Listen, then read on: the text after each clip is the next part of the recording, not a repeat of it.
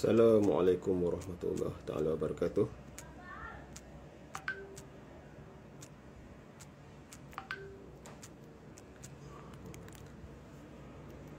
InsyaAllah pagi ni kita punya segmen sembang buku berkenaan buku Hidup Biar Smart.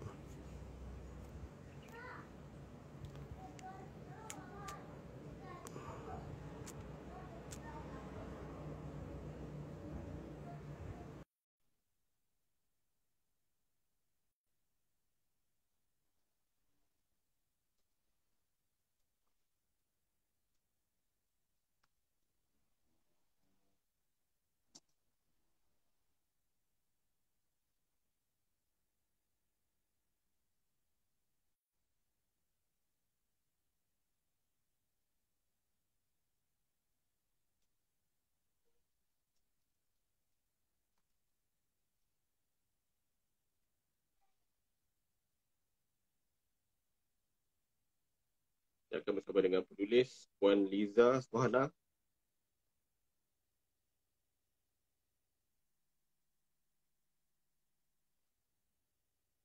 Waalaikumsalam Tuan Mokhtar, apa khabar?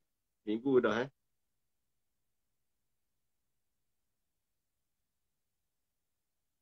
Terima kasih setia bersama segmen sembang buku. Okay, try lagi sekali. Hidup Biar Smart. Catatan ditulis genap 15 tahun penulis menyandang gelaran sebagai pendidik. Assalamualaikum. Waalaikumsalam. Dengar tak suara saya? Dengar. Alhamdulillah. Ada ni tak apa gema ke tak gema? Tak ada. Okey. Saya pun Cantik tak lah. dengar suara saya double. Okeylah kot, insyaAllah. Okay. Alhamdulillah. Ah. Ada dekat Penang Ya, di Penang ni. Ya, nak betul kopi Kak link Syed. Kopi link Tuan Mokhtar ni pergi ke mana nak cakap pergi live Galeri Ilmu je. Pergi ke page Galeri Ilmu, kopi link Galeri Ilmu tu, bolehlah share dengan kawan-kawan, insya-Allah. Tuan Mokhtar peminat setia Puan Liza ni. Alhamdulillah. So hari ni kita nak sembang tentang buku Hidup Biar Smart, berkenaan InsyaAllah. kedua tulisan daripada Puan Liza, yang mana kalau kita ikut sesi sebelum ni, Puan Liza first time tulis buku dan tak macam orang lain. Orang lain mula dengan teologi, tapi rezeki Puan Liza alhamdulillah dapat buku solo, dan Hidup Biar Smart merupakan buku kedua. Jadi pada yang tak mengenali, beliau pensyarah lah. Dan buku pertama pengalaman beliau tentang apa dengan student lah. Jadi nak tahulah direct daripada Puan Liza perbezaan Oh My Student, Hidup Biar Smart ni. Intro Puan, bismillah. Bismillahirrahmanirrahim. Assalamualaikum warahmatullahi wabarakatuh. Alhamdulillah hari ini dapat bertemu lagi dalam IG Live kita bersama Galeri Ilmu. Terima kasih banyak pihak Galeri Ilmu dan Cik Amir sendiri yang sudilah menjemput penulis-penulis kan untuk berada di platform yang sebeginilah. Okey, kalau minggu lepas kan Cik Amir kita dah bersembang-sembang tentang buku pertama saya iaitu Si Kuning ni. Si Kuning ni, Oh My Student kan. Okey. Okey, hari ini kita akan tengok pula, insya-Allah kita akan kupas tengok apa yang ada dalam yang kedua ni. Buku yang kedua, Si Biru pula. Tajuk dia Hidup Biar Smart. Okey. So, dalam buku ni sebenarnya, Cik Amir, nak kata apa dia punya perbezaan ke, apa dia punya kelainan ke kan. Sebenarnya masih membawakan tema yang sama. Okey, tema yang sama iaitu orang kata apa, pengalaman seorang pendidik iaitu saya sendiri. Okey, berdepan dengan ragam-ragam pelajar. Pelajar-pelajar ni pula di IPT lah, di Politeknik sendiri, dan sebenarnya mewakili jugalah orang kata apa, hampir sama sajalah walaupun di IPT yang lain. So saya bawakan dalam buku Hidup Biar Smart ni untuk orang kata apa dijadikan paduan lah oleh pelajar-pelajar sendiri kan, oleh para remaja daripada seawal 10 tahun pun sebenarnya Cik Ami dah baca buku dan bagi review yang sangat bagus. Maksudnya dia faham sebab bahasa yang disampaikan tu insya-Allah santai dan mudah. So budak 10 tahun yang baca dah jam 4. Dia kata pada mak dia, ni testimoni lah yang kata dia faham buku ni. Jadi buku ni 28 bab Cik Ami. Kalau Oi. buku Ummah Student 25. 25 bab.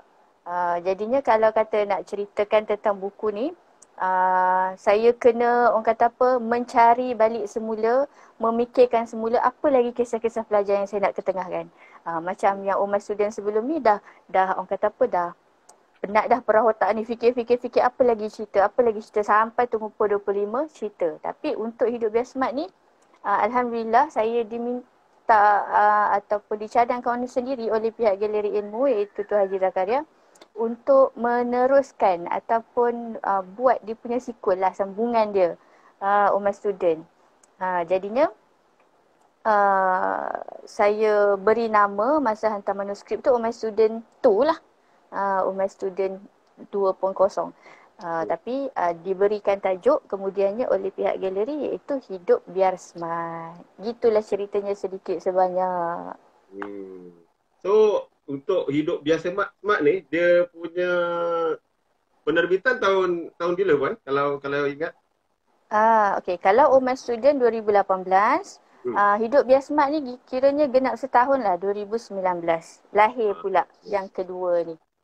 Tempoh penghasilan tu berapa lama pula? Okey. Sebelum ni saya ambil masa, saya kata sebulan sebelum ni kan. Sehari satu bab, semangat saya menulis. Untuk Hidup Biar Smart, bila di request sendiri oleh Tuan Haji Zakaria, saya jadi macam tergamam sekejap. First kali sebenarnya tergamam sebab tak sangka mendapat pelawaan untuk buku seterusnya kan daripada syarikat yang besar, orang kata kan Galeri Ilmu yang orang kata dah well known ni kat Malaysia. Jadinya yang kedua saya macam okey, apa lagi nak tulis macam saya cakap tadi kan. Ada 25 kisah ni, apa lagi nak dibawa dalam buku ni. Jadi saya agak dan sebenarnya dalam masa tu saya dah join Akademi Bondeno di bawah bimbingan penulis bestseller iaitu Bondeno sendiri. Yang mana kami di bawahnya anak-anak didiknya ni diberikan due date lah ataupun deadline bila nak kena submit untuk penulisan buku solo seterusnya. Jadi masa ni ada lebih kurang 3 bulan lah sebelum deadline tu. Jadi kami kena hantar progres setiap minggu apa progres berapa persen. Jadi saya agak mengambil my own sweet time orang kata Cik Amir. Sebab 3 bulan okey dapat lagi ada masa saya tulis satu bab. Ada idea saya tulis satu bab okey. Dia agak orang kata apa bertenang-tenang lah tempoh yang saya ambil untuk Hidup Biar Smart ni. Sampailah due date dia 2 hingga 3 bulan tu siap alhamdulillah dan boleh submit. Alhamdulillah kali ni ditapis sendiri oleh Bondeno, kemudian barulah diberi kepada editor Galeri Ilmu dan alhamdulillah semua sajalah dia punya proses penerbitan, tak adalah orang kata major correction ke apa, alhamdulillah. So dalam 28 bab yang ditulis tu, sebab tadi kata yang pertama 25 bab, yang ni 28 bab, terlebih 3. Dan mesti ada cabaran yang mana dalam 28 bab tu yang mungkin Puan Liza nak kongsikan, yang paling mencabarlah untuk dituliskan dalam buku yang kedua kali ni. Okey, sebenarnya kalau nak kata mencabar tu sedikitlah cabarannya pada saya. Awalnya tu yang nak memikirkan apa lagi kisah-kisah yang nak diangkat dalam buku ni. Tapi kalau nak katakan spesifik bab tu mungkin kisah yang ke 26 Selamat Jalan tajuk dia. Kisah ni saya menulis ya Cik Amir? Bunyi macam sedih tajuk dia tu. Ya, Selamat Jalan. Jadi saya cabarannya ialah saya asyik terberhenti menulis sebab skrin tu kabur. Skrin tu kabur disebabkan oleh air mata duk bergenang. Okey, air mata duk bergenang. Memang kisah sedih lah. Iaitu tentang ex-student saya yang ke Malangan, Jalan Raya dan meninggal dunia. Jadi dia berlaku tu selepas 2 tahun dia convocation. Saya teringat lagi bila classmate dia bagi tahu saya melalui WhatsApp mengatakan Sarah dah meninggal puan baru sebentar tadi. Dia siap hantar lagi gambar dia kemalangan tertiarap atas jalan raya. Masya-Allah, astagfirullahalazim kan. Saya tengok tu Allah, hai. Kan menitislah air mata tengok ya Allah ni anak didik saya kan yang pernah saya ajar dia. Dan saya pun kalau di IPT kita ada penasihat akademik. Saya penasihat akademik untuk kelas Sarah ni juga. Jadi terus terimbau. Dah sedih tengok, memang menangis tengok gambar kemalangan tu. Kemudian terus semuanya saya ceritakan dalam Selamat Jalan tu. Terus saya cari balik gambar, saya teringat gambar convocation dulu, 2 tahun sebelum tu. Yang mana saya jumpa dan saya tenung gambar tu. Saya tenung dan dia berada betul-betul sebelah saya bersama dengan kawan-kawan dia yang lain. Beramai-ramai, ceria je muka. Termasuklah dia yang tersenyum, seronok kan. Teringat balik dia pernah mengadu yang dia dalam keadaan yang agak down, agak sedih sebab ibu dia baru saja meninggal masa dia semester 1. Semester 1 tu kan masa yang orang kata apa sangat kritikal bagi seorang student kan, nak menyesuaikan diri lagi dan ibunya tu kanser dan meninggal. Jadi saya ingat lagi yang saya memujuk dia, nasihat sedikit dan momen-momen tu datang-datang macam mana di dalam kelas. Alhamdulillah seorang anak yang orang kata apa, anak didik yang baik kan, tak banyak beri masalah, tak bagi masalah. So alhamdulillah. Jadi itulah bila nak menulis tu memang ya Allah, itulah cabarannya yang lambatlah nak menyiapkan. Kalau saya kata dalam 2 jam boleh siap satu bab yang mungkin 800 hingga 1000 patah perkataan tu, kali ni mengambil masa mungkin 3 hingga 4 jam. Sebab mengimbau balik, kita nak ambil feel juga sebenarnya nak menulis pun kan. Sambil-sambil tu memang sedih. Itulah dia cabarannya tu di situ untuk bab itulah. So, kalau puan sentuh pasal bab Selamat Jalan ni kan, nak tahulah relate dengan buku Hidup Biar Semak ni, pengajaran daripada kisah Selamat Jalan yang mungkin kami pendengar boleh sama-sama ambil pengajaran, yang boleh puan kongsikan secara luas ni lah. InsyaAllah. Okey, bila dalam pendekatan saya untuk My Student dan Hidup Biar Smart, saya bawakan tema setiap bab sebenarnya. Saya bawakan nilai-nilai untuk setiap bab. Okey, dalam contoh Selamat Jalan ni, bila saya menceritakan kisah sebenar, kemudian saya masukkan orang kata apa, unsur-unsur motivasi di situ, unsur-unsur nilainya di situ kan, apa baik dan buruk yang kita boleh ambil dan jadikan panduan dan dijauhkan. Okey, dalam kes Selamat Jalan ni dia berkisah tentang kematian. Jadi bila berkisah tentang kematian, terus masa saya menulis pun terus kita menginsafi diri.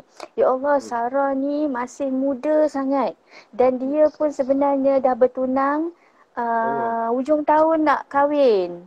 Kan, jadi masa tu saya tak ingat dalam tengah tahun macam tu. Hujung tahun kabarnya dia nak kahwin. Jadinya muda dah dipanggil Allah. Maksudnya bila-bila, anytime. Maksudnya kita boleh berusaha, kita boleh plan hidup kita, kan? Tapi plan yang macam mana? Kita boleh plan kita nak kerja bagus, kan? Nak capai itu, nak capai ini, nak rumah besar, nak kereta besar dan sebagainya. Tapi planning yang sepatutnya tu untuk apa sebenarnya? Biarlah planning kita bukan tak boleh nak pakai kereta besar, rumah besar. Tapi planning kita tu biarlah orang kata apa, kita dapat dua-dua, dunia dan akhirat. Persediaan sekali untuk kematian kita.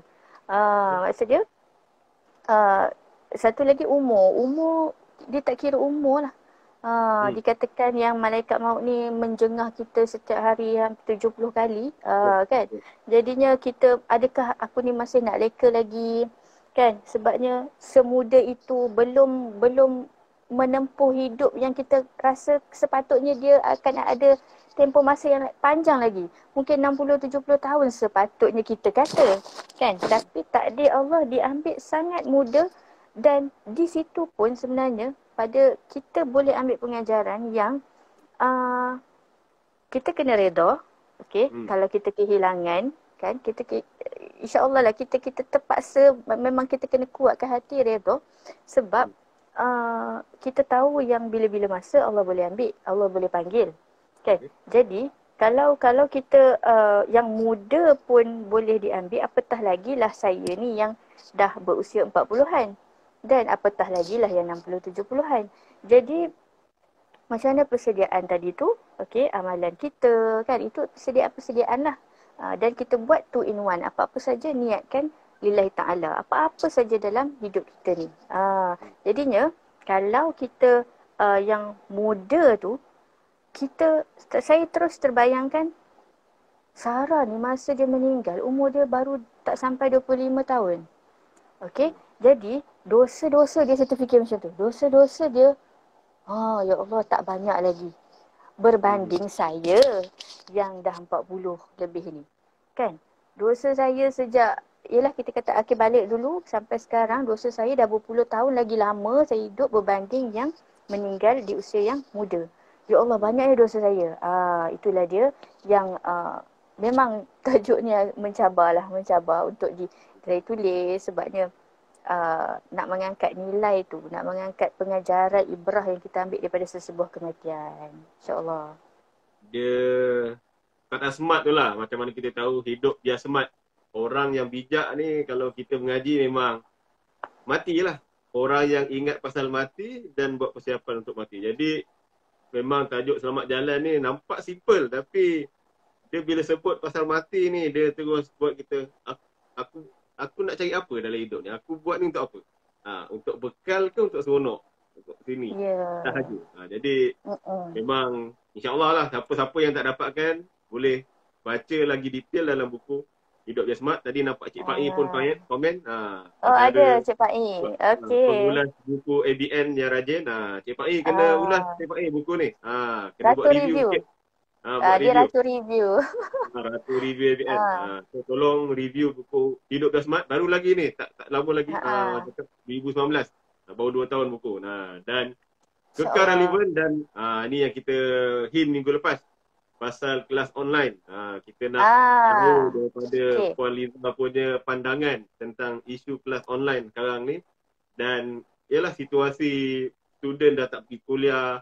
Dan apa peranan pensyarah, mak ayah dan student tu sendiri. Kalau boleh kita nak dengar daripada mulut pensyarah sendiri yang Puan memang sedang menjalankan online lah. Sekarang ni kelas online lagi lah. Ya betul. Kami kalau di Politeknik Malaysia ni lebih kurang lagi 3 hingga 4 minggu lagi akan final exam student. Jadi sekaranglah waktu-waktu yang sibuk sebenarnya untuk pensyarah sendiri buat soalan-soalan assessment, bagi-bagi soalan, marking paper dan waktu yang sibuk juga untuk student kena sit for assessment kan, test online, semuanya online, hantar assignment dan sebagainya. Semuanya online lah waktu PKP macam ni. So macam mana kelas online ni dari pandangan Puan Liza sendiri? Benda ni waktu datang tu memang kalangan pensyarah dah expect ke ni kita kena buat kelas online ni ke macam mana daripada penerimaan korang dulu lah tahun yang lepas bila tahu yang pensyarah kena buat kelas online dan apa panggil reaksi lah mula-mula nak tahu reaksi lah pelajar dengan student memang korang dua-dua okey ke ada yang tak setuju masing-masing macam mana situasi tu kalau nak tahu dari sudut politeknik ni okey insyaAllah. Kalau nak diceritakan boleh jadikan satu buku pula kan cabaran online ni kan. Awalnya masa PKP dulu kan semua satu Malaysia, satu dunia sekalipun memang tak sangka kan.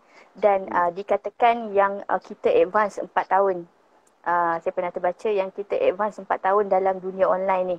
Semuanya berkisarkan kan kita ke arah IR 4.0 nampaknya sedang di-apply lah benda tu. Walaupun mungkin kita anggap benda tu mungkin 3-4 tahun lagi. Tapi dah berlaku secara terpaksa rela. Jadi cabarannya pada pensyarah dulu. Sebab saya pensyarah, saya yang merasainya. Jadi kepada para pendidik terutamanya pensyarah di APT, guru-guru di sekolah rendah, sekolah menengah, semuanya menjadi orang kata apa, shock sekejap. Terkejut sekejap. Okey, semuanya terberhenti sekejap. Sekejap je sebenarnya. Terberhenti sekejap macam kami masih teruskan marking paper semasa PKP yang first dulu.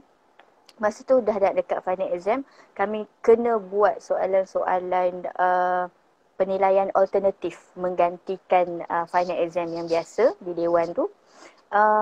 Okey, masa tu lebih kurang lagi sebulan lah nak final exam dan kami perlu habiskan kelas yang mana belum cover topik. Jadi, semua macam, kat sini kelebihan pada pensyarah dan mereka-mereka yang memang kepakaran atau minat diorang tu dalam online ni. Jadi kan, alhamdulillah ada di kalangan pensyarah-pensyarah yang ada kemahiran tu.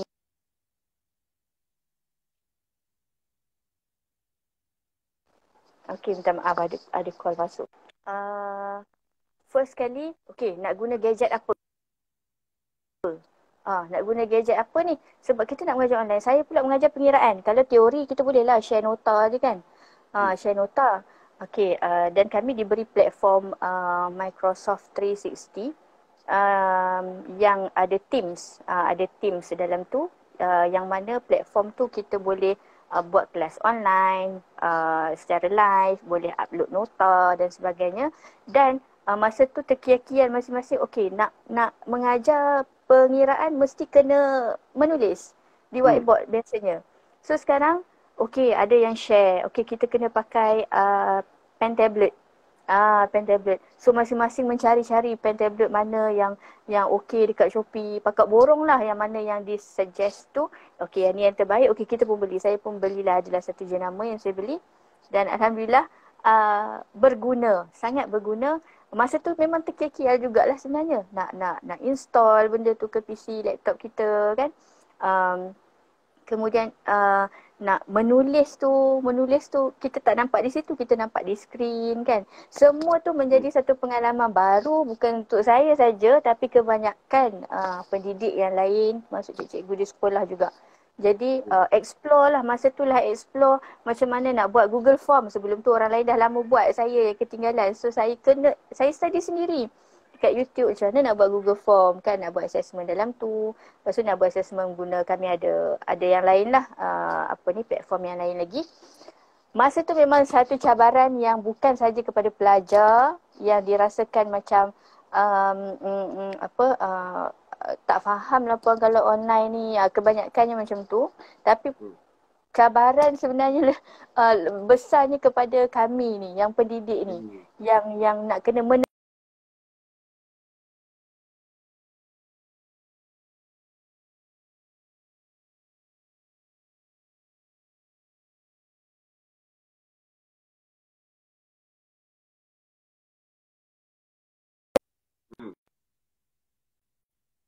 bila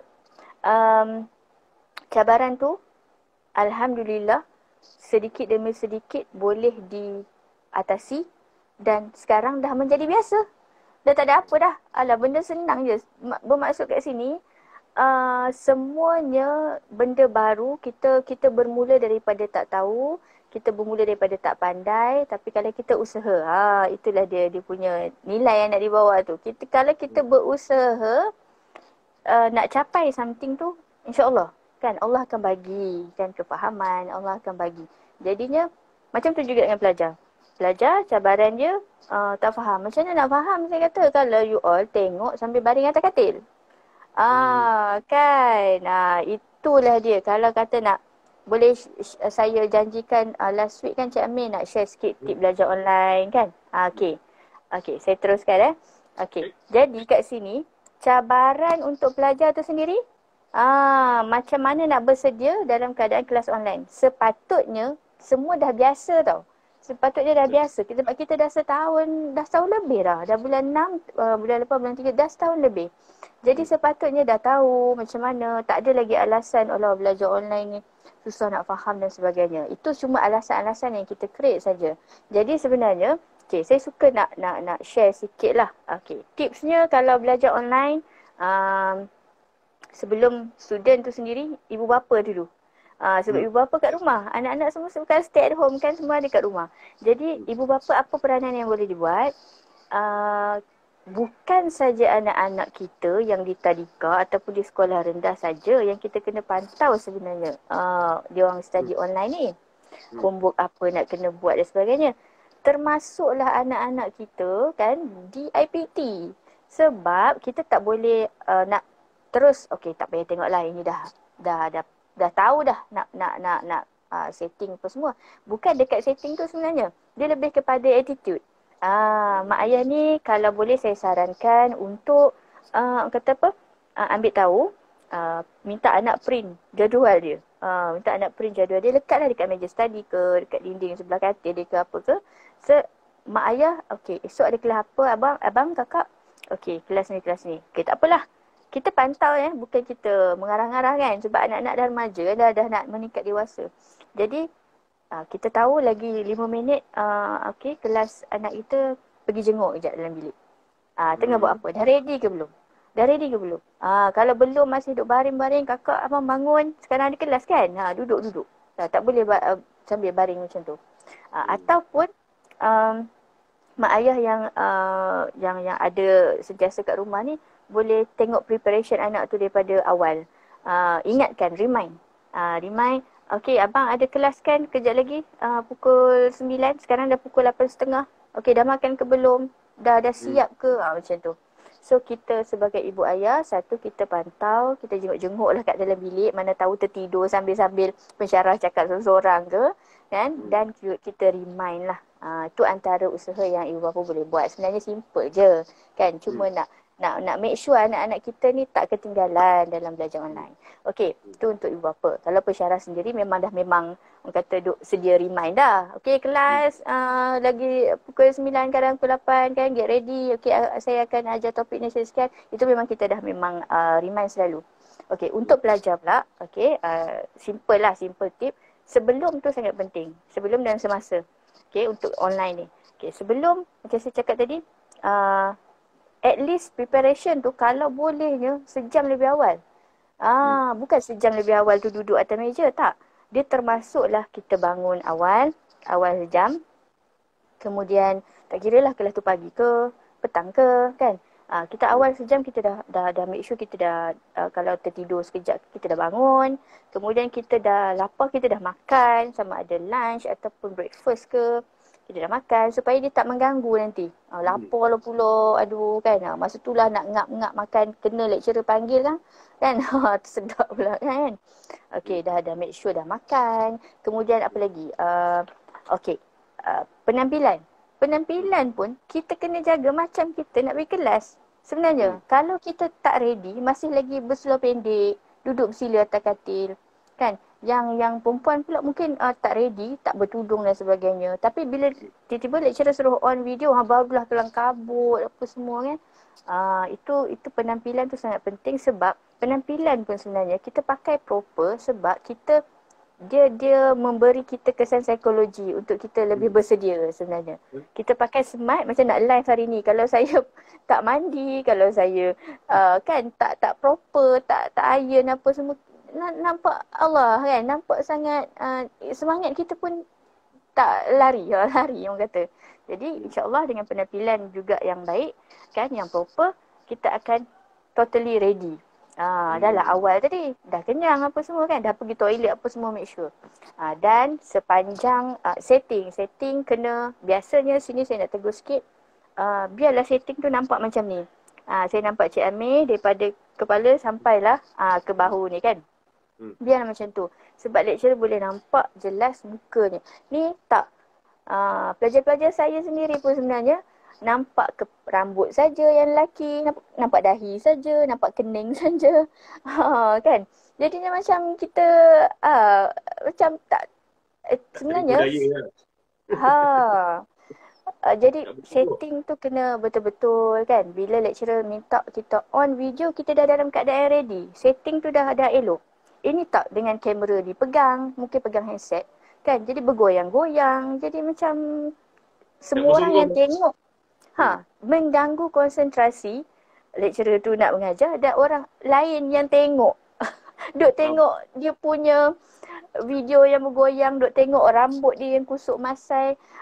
Tak boleh nak concentrate dengan apa yang pensyarah ajar. Dia sebenarnya sama je macam dalam kelas fizikal kan. Kalau kita do something yang ni orang akan tengok kita. Datang lambat, pensyarah tengah ajar kat depan, kita tengok dia sampai, daripada dia masuk, sampailah kawan kita tu duduk.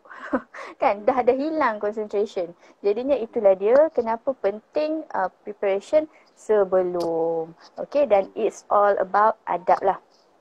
Semasa make sure kita alert lah.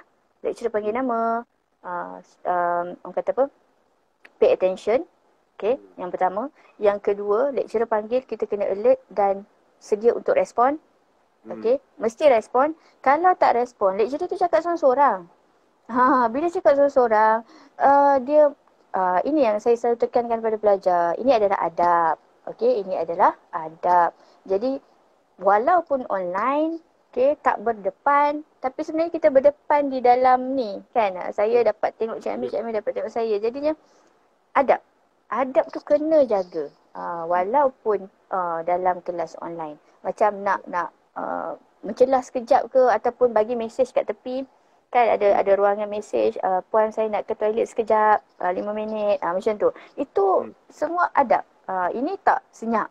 Padahal biarlah kita pergi toilet kan. Tapi senyap lecturer panggil lah. So tak proper lah. Itulah antara, orang kata apa, Cik Amir, sedikit lah tips yang boleh sebagai panduan lah, okay, oleh pelajar-pelajar, anak-anak kita kat rumah. Lah, ya, perkara yang basic ni, kalau kita tak ambil peduli, kita take for granted, itu yang dia jadi akibat dia tu, tak faham lah puan. Macam mana nak faham sambil baring? Siap-siap tertidur. Kan? Lepas tu, tak dalam keadaan yang ready. Tambah-tambah subjek yang pengiraan calculation pula tu. Setiap hari belajar formula baru. Macam mana tak faham? Itulah dia. Perkara basic yang kita patut ambil, orang kata apa, dia punya, kena take note lah ke perkara basic, supaya insyaAllah hasil dia tu akan jadi hebat. InsyaAllah. Saya ada soalan sama dengan Cik Fai. Kan anak exam tadi.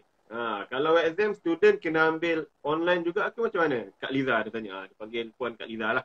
So, macam, yelah kita tahu exam ni, kalau kita offline, kita datang day one, tak boleh bawa nota apa semua kan. Jadi, untuk online ni macam mana puan? Memang boleh, memang online juga ke dijalankan macam mana tu? Dia punya cara peperiksaan online ni. Sebab, peratus nak istilahnya meniru lah kan, menipu apa keliling dia macam-macam. Tu macam mana kawalan dari pihak pensyarah, pemeriksa, pegawai peperiksaan dengan student ni? Integriti amanah student ni nak dijaga tu macam mana? Ini soalan yang memang mencabar lah. Kepada semualah kan, orang kata sama ada, kalau kat sekolah tu mungkin kurang sikit dia punya tu, tapi untuk level-level di diploma, degree kan, master yang memang kita buat online, memang terpaksa buat online, tak boleh kalau sebelum PKP diumumkan mungkin kami di Politeknik penilaian alternatif dipanggil penilaian alternatif secara online berbanding yang kita gantikan peperiksaan biasa. Okey. Bila jadi lockdown macam ni, memang tak ada pilihan lain. Memang tak ada pilihan.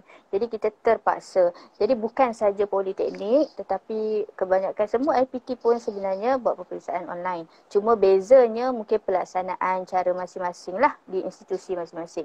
Kalau di Politeknik sendiri, bila kita buat peperiksaan online ni, boleh jadi soalan tu objektif, boleh jadi soalan tu subjektif yang diorang kena snap ke upload dalam mana-mana platform yang disediakan untuk kami marking paper.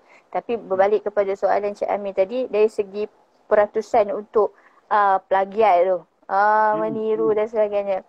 Okey, satu, pelajar mungkin dah tak berada sama-sama sebab semua dah balik ke rumah masing-masing kan. Tapi ada juga yang saya dimaklumkan, ada juga pelajar-pelajar di asrama dan sebagainya yang masih ada yang tak balik. Jadi di pihak kami sebenarnya apa yang boleh kami buat, sebab walaupun dia tak berada sama-sama ke, tapi sekarang kan media macam-macam kan, ada WhatsApp, ada apa dia boleh berhubung dan sebagainya kan. Tapi adalah precaution yang kami ambil. Contohnya kami tetapkan soalan tu mengikut masa.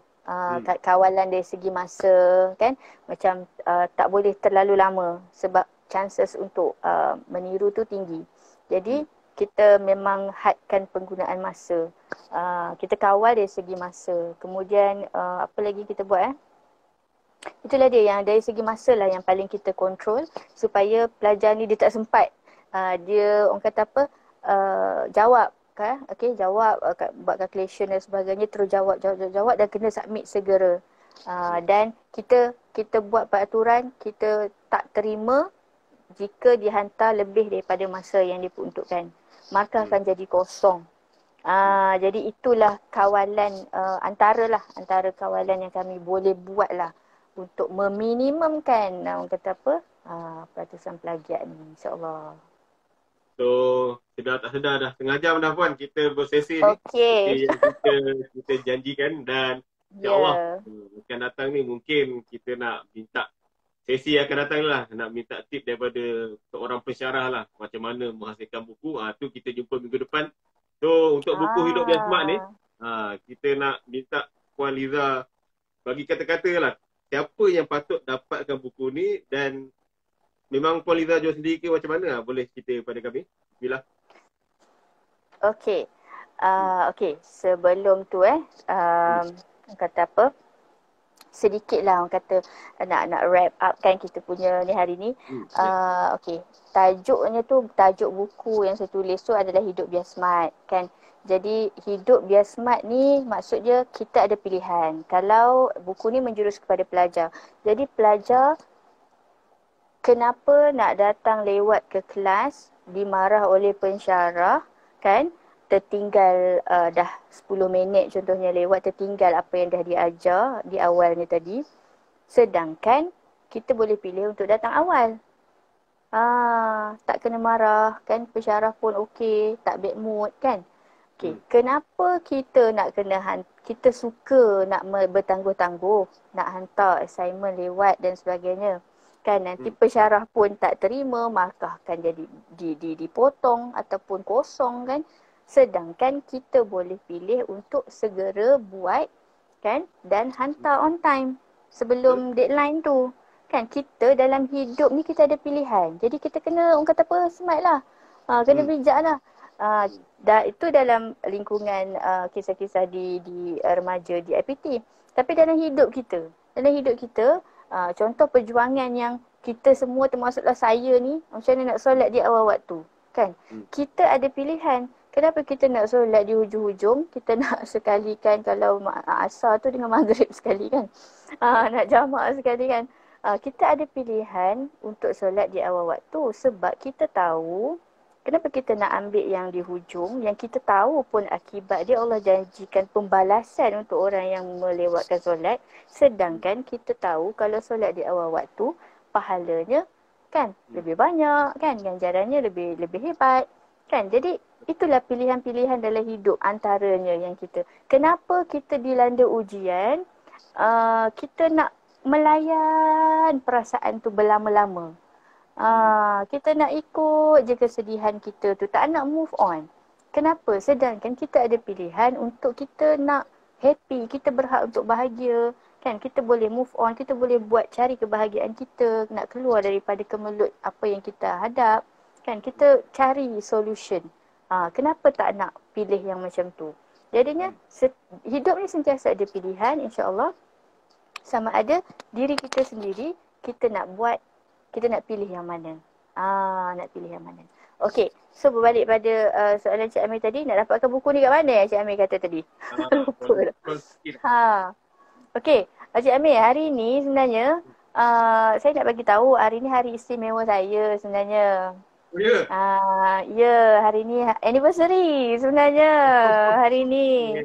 Jadi Terima kasih. Saya macam nak kita boleh tengok balik tak nanti siapa yang komen-komen dalam ni lepas ni. Ini Tuan Mokhtar komen ni, faham Puan? Walaupun kita ada pilihan, semuanya soal utamaan. Tuan Mokhtar rajin komen ni. Cik Fai, Okey, Raya macam mana? rajin. Kita boleh tengok tak komen-komen lepas ni, lepas dah habis live? Oh, dah habis lah tak boleh Puan. Dia kena tengok direct sekarang. Oh, kena tengok direct. Kalau Okey, kalau sekarang ni macam tu, Cik Fai lah. Cik Fai dengan Tuan Mokhtar lah yang komen banyak ni. ya, yang banyak komen. Minta maaf saya kat sini tak open nak nampak komen tu. Okey, Okey. macam ni lah. Siapa yang lihat join apa ni live hari ni, sebab saya biasa di FB kan. Live di FB kita Betul. senang tengok balik komen, nak pilih siapa-siapa yang bertuah kan. Jadi disebabkan ni hari istimewa, jadi kita saya buka peluang kepada siapa yang menonton hari ni. Saya buka peluang 24 jam sampai esok. Saya akan umumkan di FB saya. Maksudnya penonton di sini boleh pergi ke boleh tag saya. Maksudnya mungkin lepas ni saya akan buat satu posting di FB. Okay, tunggu posting saya. Kemudian boleh komen di situ. Okay, boleh komen di situ dan insyaAllah saya akan pilih daripada situ. Ni saya buka kepada siapa yang mendengar lah. Boleh ke FB saya, Liza Suhana. Okay, saya akan buat satu posting dan boleh komen di situ. Ataupun ikutlah apa yang, belum fikir lagi, ikutlah apa yang instruction. Mungkin saya kata, okay tolong buat satu posting sekejap, tag saya kawan-kawan ke apa. Itu tunggu posting saya. InsyaAllah. Saya akan pilih insyaAllah 3 friend follower kan yang bertuah lah yang hari ni. InsyaAllah. Hadiah tu insyaAllah yang special. So boleh dapatkan boleh dapatkan buku. Ya, boleh dapatkan buku ni di Galeri Ilmu kan, di page betul. Daripada saya sendiri sebenarnya dekat saya hanya ada beberapa naskah saja untuk Umat Student dan Hidup Biar Smart ni. Jadi nak keluar pun macam tak berani nak pergi post waktu sekarang. Okey. Tapi boleh saja kalau nak melalui saya, boleh dapat, saya akan tanda tangan kan. Selalunya saya akan bagi free gift kan.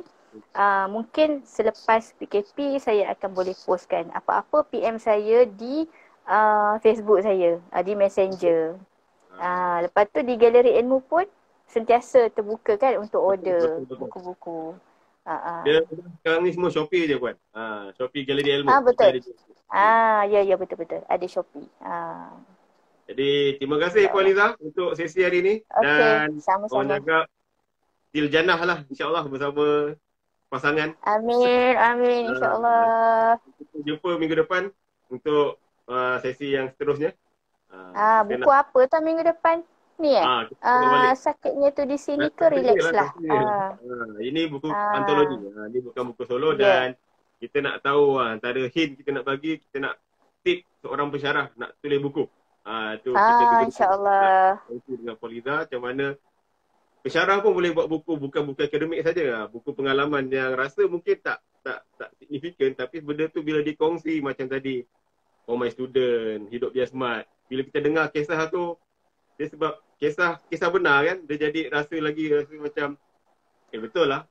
Hidup ni pilihan, nak utamakan yang mana satu. Jadi dapatkan buku Hidup Biar Smart, For My Student, dan insyaAllah lepas ni pergi Facebook Puan Liza Suhana. Pergi Facebook, dapatkan apa hadiah yang nak di-offer, ada arahan detail kat situ nanti. Jadi terima kasih banyak Puan.